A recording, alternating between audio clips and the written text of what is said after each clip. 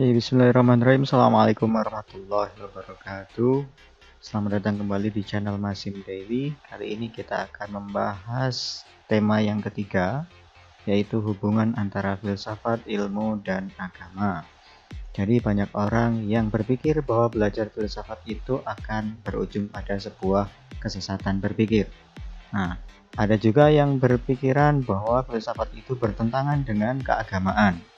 Nah, kalau filsafat dengan ilmu mungkin masih nyambung begitu ya. Tapi kalau filsafat dengan agama, oh nanti dulu kan begitu. Maka ada jarak pembatas yang harus diperhatikan.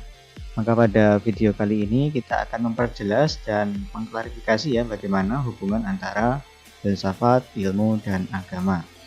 Oke, kita awali dulu dari filsafat ya. Teman-teman, pada video yang pertama dan kedua, nah, kita sudah sedikit memberikan gambaran ya bahwa filsafat itu memang proses rasionalisasi secara radikal ya, artinya mendalam sampai ke akar-akarnya dan juga komprehensif. Maksudnya pemikirannya harus bersifat menyeluruh. Nah, jadi filsafat ini juga menuntut adanya alur berpikir yang kritis, logis, sistematis ya. Karena tujuan utama dari filsafat ini adalah untuk menemukan hakikat dari segala sesuatu yang ada. Ya, kemudian filsafat ini tidak terikat pada objek matter tertentu. Jadi wilayah kajiannya sangat luas, bagaimana materi pada video yang kedua. Ya, kemudian filsafat ini juga merupakan penalaran yang bebas tanpa ada batas apapun, karena kemampuan berpikir manusia, rasionalitas manusia ini kemampuannya juga sangat beragam kan begitu. Tidak ada batas-batas yang harus dipatuhi dalam pemikiran filsafat. Nah, kita lanjut kepada spesifikasi ilmu ya, atau yang kita kenal dengan istilah sains. Jadi ilmu atau sains itu merupakan pengetahuan yang tersusun secara sistematis. Artinya tidak semua pengetahuan itu masuk dalam kategorisasi sebuah ilmu. Ya, tapi kalau sudah disebut ilmu, maka pengetahuan ini memang sudah tersusun secara sistematis. Jadi ilmu ini berasal dari penginderaan ya. Jadi kemampuan panca indera manusia untuk melihat, mendengar, merasakan, dan seterusnya, dan juga berasal dari pengalaman hidup yang dialami oleh manusia. Nah, kemudian untuk menjadi sebuah ilmu maka perlu ada pembuktian. Pembuktiannya melalui studi empiris yang objektif. Artinya tidak boleh pengamatan dari satu orang kemudian langsung dikatakan sebagai sebuah ilmu. Harus ini dibuktikan dulu ya melalui sebuah studi empiris.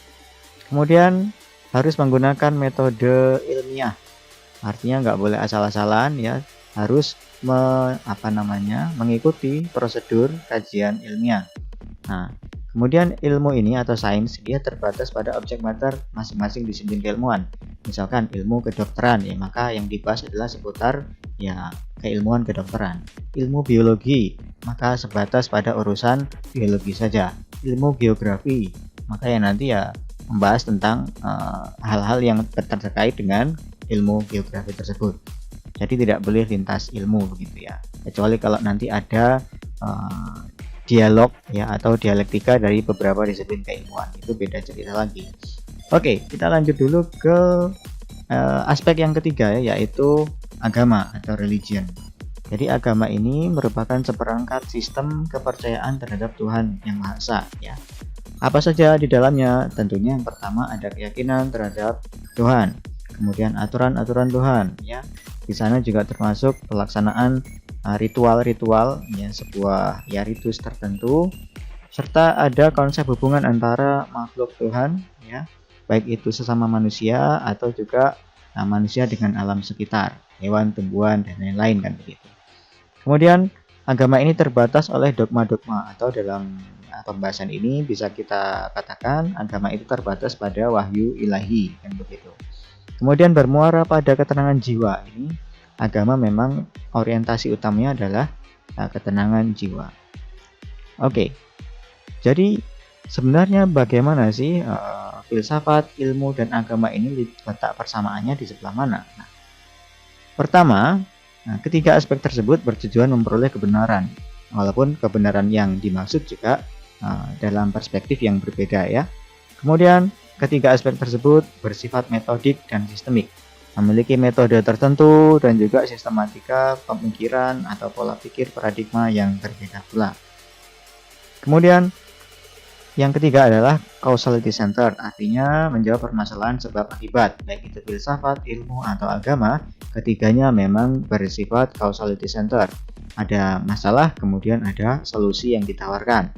Nah, ini adalah persamaan dari filsafat, ilmu, dan agama. Oke, kita akan mengeksplorasi lebih jauh bagaimana distingsi dari filsafat, ilmu, dan agama. Kita cermati dulu pada baris yang pertama ya teman-teman, pada aspek sifat kebenaran. Filsafat bersifat subjektif ya, sementara ilmu bersifat objektif, dan agama ini sifatnya adalah mutlak benar. Kenapa seperti itu? Kita coba lihat aspek yang kedua ya, yaitu sumber. Sumber dari filsafat itu adalah akal budi atau rasionalitas manusia. Inilah yang membuat sifat kebenaran filsafat ini bersifat subjektif, karena akal budi atau rasionalitas manusia ini memang berbeda-beda tingkatannya. Kemudian kalau ilmu bersumber dari fakta empiris, maka sifat kebenarannya menjadi objektif. Nah, sementara agama bersumber dari wahyu Tuhan. Itulah kenapa sifat kebenaran dari agama ini mutlak benar. Kemudian kita lihat dari sisi stimulan. Filsafat berangkat dari keraguan ya. Ketika kita memiliki keraguan dalam benak, dalam pikiran kita, maka nanti akan membuat kita melakukan sebuah aktivitas berpikir. Nah, disitulah sumber atau stimulan dari filsafat. Kemudian kalau ilmu, dia stimulannya dari rasa ingin tahu, beda-beda tipis ya. Kemudian kalau agama, stimulannya adalah keyakinan. Harus berangkat dari keyakinan dulu, baru kemudian dikaji wahyu ilahinya. Nah, pada aspek pendekatan, filsafat ini menggunakan pemikiran yang radikal karena sumbernya dari akal budi ya, atau rasionalitas manusia. Kalau ilmu, pendekatannya ini menggunakan observasi dan eksperimentasi karena memang berdasarkan pada fakta empiris. Kalau agama, pendekatannya bisa normatif atau historis. Nah, jadi normatif atau historis ini maksudnya adalah normatif ini bersifat tekstual, sementara historis bersifat kontekstual. Kita bisa mengkaji suatu agama secara normatif ataupun secara historis ya. Semua bisa kita lakukan, tentunya dengan prosedur yang tepat. Kemudian pada aspek orientasi, filsafat ini berorientasi pada kebijaksanaan.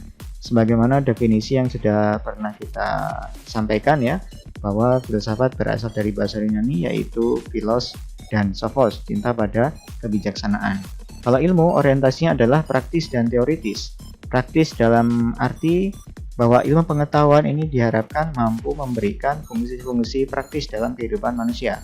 Tapi kalau teoritis artinya bisa digunakan sebagai dasar pemikiran pada penelitian atau kajian keilmuan di masa yang akan datang. Nah, sementara agama ini orientasinya adalah ketenangan jiwa. Nah, tadi seperti yang sudah kita singgung di awal. Kemudian kalau pada aspek batasan, jadi filsafat tidak ada batas ya. Sementara ilmu batasannya adalah objek kajian sesuai dengan bidangnya. Kalau agama batasannya adalah divine law atau hukum Tuhan, atau dalam bahasa lainnya adalah wahyu ilahi. Nah, inilah distingsi dari filsafat, ilmu, dan agama yang membuat ketiga aspek ini kemudian seringkali diperdebatkan dan diperbincangkan oleh sebagian besar tokoh-tokoh atau filosof pada era sebelumnya. Nah, dari ketiga distingsi tersebut kita bisa ambil sebuah hubungannya ya, bahwa filsafat di sini ya fungsinya adalah merasionalkan hakikat dari segala sesuatu, termasuk hakikat dari sebuah disiplin ilmu tertentu. Ya, ini memang tugas dari filsafat. Nah, sementara itu tugas dari ilmu ini lebih lanjut akan menyelidiki proses dan hasil dari masing-masing objek studinya. Ya. Kemudian kalau agama, dia sebagai kontrol ya terhadap proses pencarian hakikat kebenaran dari segala sesuatu. Ya, jadi dengan agama itu maka filsafat dan ilmu ini nantinya diharapkan tidak bertentangan dengan ajaran Tuhan. Ya, jadi filsafat itu merasionalkan, kemudian ilmu ini menyelidiki, dan agama adalah sebagai kontrol. Inilah hubungan antara filsafat, ilmu, dan agama. Jadi sampai pada titik ini mestinya kita bisa memahami ya bahwa filsafat, ilmu, dan agama ini mestinya berjalan secara beriringan, bukan malah dipertentangkan. Nah, walaupun ada batas-batas tertentu yang tidak boleh kita langgar ya sebagai orang yang beriman. Oke, saya akan berikan gambaran lebih konkret ya, bagaimana filsafat ini kemudian sampai harus berjalan secara sinergis dengan agama. Pertama, suatu keraguan ini ya, suatu keraguan kalau kita lanjutkan, maka ini akan menimbulkan sebuah pemikiran yang radikal, pemikiran yang mendalam, kemudian harus menyeluruh ya. Nah, dari pemikiran radikal tersebut, kita akan mendapatkan sebuah pengetahuan atau hakikat kebenaran dari apa yang kita pikirkan. Nah, tadi keraguan, kemudian beralih kepada pemikiran radikal ya, berkembang, baru kemudian kita dapatkan pengetahuan atau hakikat dari suatu kebenaran.